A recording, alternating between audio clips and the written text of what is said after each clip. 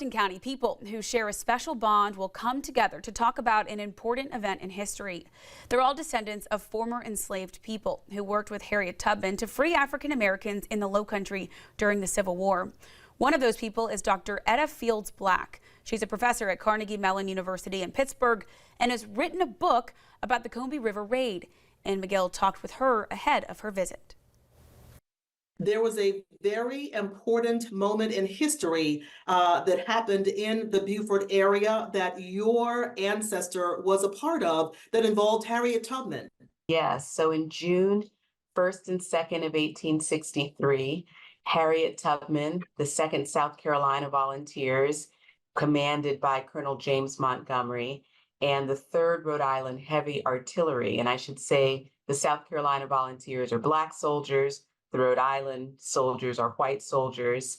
They drove 3 gunboats up the lower Combahee River and raided 7 rice plantations, burned most of the buildings on these plantations to the ground, and 756 people liberated themselves in this raid.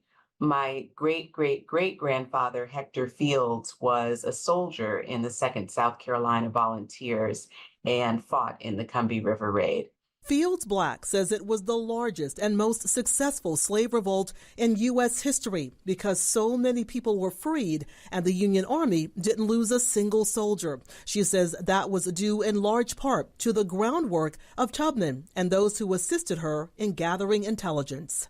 We know from my research that her group of men, her spies, scouts, and pilots, found the men who had mined the Combahee River with torpedoes. These were enslaved men who were forced to work for the Confederacy. They took those men back to the site and oversaw them removing these torpedoes, and they opened the Combahee River up to the U.S. Army gunboats. And we also know that Tubman personally went on the plantations herself and helped to coax the freedom seekers to freedom.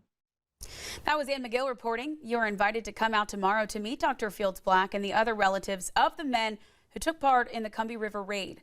It starts at noon at New Covenant Fellowship Ministries in Green Pond.